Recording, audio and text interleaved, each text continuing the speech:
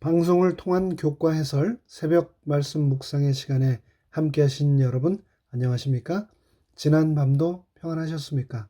10월 11일 화요일 아침 교과 해설 셋째 날, 오늘의 제목은 영은 하나님께로 돌아감입니다. 이제 말씀 묵상에 앞서 잠시 머리 숙여 기도하겠습니다.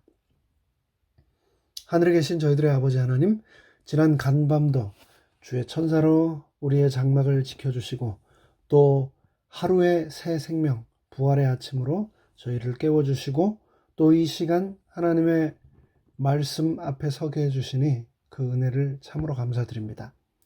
우리 이 땅의 모든 영은 결국 하나님께 속하였고 결국은 하나님께 돌아가야 하는 존재임을 오늘 또 성경 말씀을 통해서 저희가 다시 한번 확인하겠습니다. 이 시간 성령님께서 우리에게 친히 말씀하여 주시고 또 감동 주시옵기를 예수 그리스도의 이름으로 간절히 기도드리옵나이다.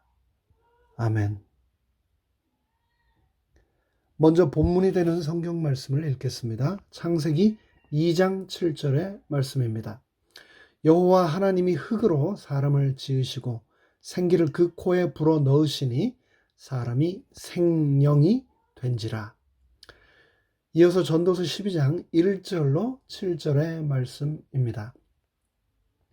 너는 청년의 때 곧 곤고한 날이 이르기 전 나는 아무 낙이 없다고 할 해가 가깝기 전에 너의 창조자를 기억하라.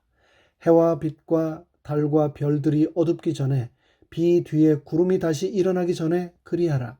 그런 날에는 집을 지키는 자들이 떨 것이며 힘 있는 자들이 구부러질 것이며 맷돌질하는 자들이 적음으로 그칠 것이며 창들로 내어다보는 자가 어두워질 것이며 길거리 문들이 닫혀질 것이며 맷돌 소리가 적어질 것이며 새의 소리를 인하여 일어날 것이며 음악하는 여자들은 다 쇠하여질 것이며 그런 자들은 높은 곳을 두려워할 것이며 길에서는 놀랄 것이며 살구나무가 꽃이 필 것이며 메뚜기도 짐이 될 것이며 원욕이 그치리니 이는 사람이 자기 영원한 집으로 돌아가고 조문자들이 거리로 왕래하게 됨이라. 은줄이 풀리고 금 그릇이 깨어지고 항아리가 샘 곁에서 깨어지고 바퀴가 우물 위에서 깨어지고 7절의 말씀입니다. 흙은 여전히 땅으로 돌아가고 신은 그 주신 하나님께로 돌아가기 전에 기억하라. 위의 두 성경 창세기와 전도서의 말씀을 통하여 우리는 인간은 살아있는 영혼이며 그 영혼은 몸이 죽으면 존재하기를 멈춘다고 분명히 가르치고 있습니다. 그런데 오늘날의 대부분의 사람들은 인간의 몸은 죽어도 영혼은 죽지 않는다라고 믿고 또 가르치고 있습니다. 옛날 제가 한국에 있을 때 종로에 있는 대형 서점에 종종 가곤 했는데요. 거기 베스트셀러 섹션과 또 기독교 섹션에 가면 어김없이 수많은 책들이 몸이 죽은 후에 영혼은 죽지 않고 천국에 다녀왔다. 혹은 지옥에 다녀왔다. 연옥에 다녀왔다. 그곳은 정말 환상적인 곳이었다. 혹은 너무나 끔찍한 곳이었다. 그곳에서 수많은 사람들을 만나고 왔다라며 구구절절히 사연들을 기록해 놓은 책들이 즐비했습니다. 요즘 포스트 팬데믹 시대가 되어서는 과거에 비해 서점에서 책을 통해서 그런 내용을 접하기보다는 유튜브로 천국과 지옥에 다녀왔다는 수많은 사람들의 이야기를 어렵지 않게 접할 수 있는데요. 그런 간증들을 통하여 우리 인간의 몸은 죽더라도 영혼은 결코 죽지 않는다는 사상을 사람들에게 전할 뿐 아니라 그들이 다녀온 지옥에 관하여 무시무시하게 묘사하므로 하나님을 영원토록 잔인하게 인간들을 형벌하시는 무자비한 분으로 믿게 만들고 또 우리 모두가 두려워하도록 하나님의 성품을 오도하고 있습니다. 누구도 가보지 못한 세계, 죽음이라는 경험 너머에 있는 미지의 세계에 대하여 두려움과 공포를 자아내는 것이죠. 하지만 이에 대하여 성경은 너무나도 분명하게 우리에게 가르침을 주고 있습니다. 흙은 여전히 땅으로 돌아가고 우리의 몸의 원재료이었던 흙은 우리의 몸은 흙으로 땅으로 돌아가고 신은 그 주신 하나님께로 돌아간다고 말입니다. 그런데 그런 오해는 비단 요즘의 이야기만 아니었다라고 성경은 기록하고 있습니다. 조금은 길지만 사무엘상 28장 8절로 19절의 말씀을 제가 또 읽도록 하겠습니다. 사울이 다른 옷을 입어 변장하고 두 사람과 함께 갈새 그들이 밤에 그 여인에게 이르러는 사울이 가로되 청하노니 나를 위하여 신접한 술법으로 내가 너에게 말하는 사람을 불러 올리라. 그러자 여인이 그에게 이르되 네가 사울의 행한 일 곧 그가 신접한 자와 박수를 이 땅에서 멸절시키셨음을 아나니 네가 어찌하여 내 생명에 올무를 놓아 나를 죽게 하려느냐. 사울이 여호와로 그에게 맹세하여 가로되 여호와께서 사시거니와 네가 이 일로는 벌을 당치 아니하리라. 여인이 가로되 내가 누구를 너에게로 불러 올리랴. 사울이 가로되 사무엘을 불러 올리라. 여인이 사무엘을 보고 큰 소리로 외치며 사울에게 말하여 가로되 당신이 어찌하여 나를 속이셨나이까. 당신이 사울이시니이다. 왕이 그에게 이르되 두려워 말라. 네가 무엇을 보았느냐. 여인이 사울에게 이르되 내가 신이 땅에서 올라오는 것을 보았나이다. 사울이 그에게 이르되 그 모양이 어떠하냐. 그가 가로되 한 노인이 올라오는데 그가 겉옷을 입었나이다. 사울이 그가 사무엘인 줄 알고 그 얼굴을 땅에 대고 절하니라. 사무엘이 사울에게 이르되 네가 어찌하여 나를 올려 나로 분욕해 하느냐. 사울이 대답하되 나는 심히 군급하나이다. 블레셋 사람이 나를 향하여 군대를 일으켰고 하나님은 나를 떠나서 다시는 선지자로도 또 꿈으로도 내게 대답지 아니하시기로 나의 행할 일을 배우려고 당신을 불러 올렸나이다. 사무엘이 가로되 여호와께서 너를 떠나 내 대적이 되셨거늘 네가 어찌하여 내게 묻느냐. 여호와께서 나로 말씀하신 대로 너에게 행하라. 나라를 너의 손에서 떼어 너의 이웃 다윗에게 주셨느니라. 네가 여호와의 목소리를 순종치 아니하고 그의 진노를 아말렉에게 쏟지 아니하였으므로 여호와께서 오늘날 이 일을 너에게 행하셨고 여호와께서 이스라엘을 너와 함께 블레셋 사람의 손에 붙이시리니 내일 너와 너의 아들들이 나와 함께 있으리라. 여호와께서 또 이스라엘 군대를 블레셋 사람의 손에 붙이시리라. 20절입니다. 사울이 갑자기 땅에 온전히 엎드러지니 이는 사무엘의 말을 인하여 심히 두려워하며 또 그 기력이 지나였으니 이는 그가 종일 종야에 식물을 먹지 못하였음이라. 조금은 긴 본문이었지만 우리 모두가 너무나 잘 아는 이야기입니다.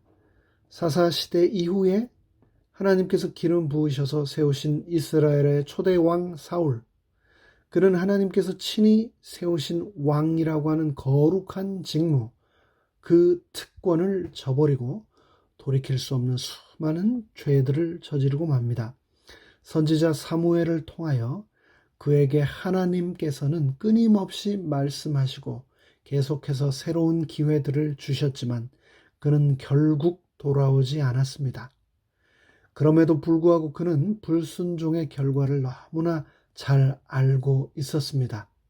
그것은 바로 블레셋과 아말렉에 의한 멸망이라는 심판이라는 것을 알고 있었고 그것이 바로 자신의 눈앞에 다가왔음을 직감했습니다. 그러나 그에게는 이제 위기의 순간에 하나님의 음성을 들려주던 선지자 사무엘도 더 이상 없었습니다. 하나님께서 성경을 통하여 수없이 경고하며 명령해 오신 신접한 자들을 돌로 쳐서 죽이라는 엄중한 분부에도 그는 그것을 어기고 자신의 두려움에 사로잡혀 결국은 엔돌의 신접한 여인을 찾아가서 사무엘을 만나게 해달라고 하지요. 그 후 이야기는 우리가 아주 잘 압니다. 무당은 죽은 사무엘로 가장된 사탄의 천사를 불러내 사울을 현혹시키고 결국은 사울을 영원히 회복될 수 없는 나락으로 밀어내 버리고 맙니다. 참 안타까운 역사입니다. 한때는 이스라엘의 왕으로 기름 부음 받고 그 누구보다도 겸손하면서도 동시에 용맹했던 민족의 지도자 사울 왕이 한없는 나락으로 떨어지고 거짓임이 너무나 분명한 무당의 속임수에 속아 죽은 사무엘을 만났다고 믿으며 결국은 비참한 최후를 맞이하는 그 모습을 보면서 나 또한 저렇게 연약한 인간이며 죄인인데 저렇게 되지 않기 위해서는 하나님의 말씀에 굳게 서서 그분의 가르침과 약속을 믿고 날마다 되새기며 사는 수밖에 없겠다라는 생각을 새삼 다시 하게 됩니다. 사람의 몸이 죽은 후에 영혼이 죽지 않는다는 가르침과 그 믿음은 성경의 전반적인 가르침과 조화를 이루지 않습니다. 죽은 직후에 천국이나 지옥에 간다면 예수님께서 굳이 우리를 부활시킬 필요도 없으시고 또 이미 천국에 가 있는 우리를 무덤 속에 넣어 두셨다가 다시 데리러 재림하실 이유도 없기 때문입니다. 그럼에도 불구하고 오늘날 수많은 장례식장에서는 성경을 펼치고 죽은 자와 그 가족들을 향하여 그들 앞에 누워서 죽은 그 성도가 지금 저 천국에서 자신들을 바라보고 있다고, 이 세상 모든 고통을 뒤로 하고 이제는 더 좋은 곳에서 행복하게 미소 지으며 그들을 바라보고 있다고 선포하고 있고 또 그것을 믿고 있습니다. 그러나 전도서 9장 5절은 분명히 말씀하고 있습니다. 무릇 산 자는 죽을 줄을 알지만 죽은 자는 아무것도 모른다고요. 천국에 가서 우리를 바라보며 웃을 수도 없고 지옥에서 고통받지도 않는다고요. 다시는 아무 상도 받지 못하는 것은 그 이름이 죽는 순간 잊혀진 바 됨이라고 분명히 말하고 있습니다. 우리는 이 땅에 곧 오실 예수 그리스도의 재림을 고대하며 오늘도 그리고 다가올 내일도 살아갈 것입니다. 그리고 그분을 반드시 우리의 눈으로 보고 우리의 귀로 천군 천사들의 함성과 함께 그분의 음성을 들을 것입니다. 하지만 혹 그때를 우리가 우리 생전에 못 경험하게 된다 할지라도 성경에서 말씀하신 것처럼 이 세상 모든 나에게 주어진 인생이라는 학교를 통해서 주어진 과업을 다 마치고 예수 그리스도를 닮기 위해 평생을 배운 후 그분이 오실 때까지 길고도 깊은 죽음이라고 하는 잠에 들 것입니다. 다니엘서 12장 13절은 다음과 같이 그래서 말씀합니다. 너는 가서 마지막을 기다리라. 이는 네가 평안히 쉬다가 끝날에는 너의 업을 누릴 것임이라.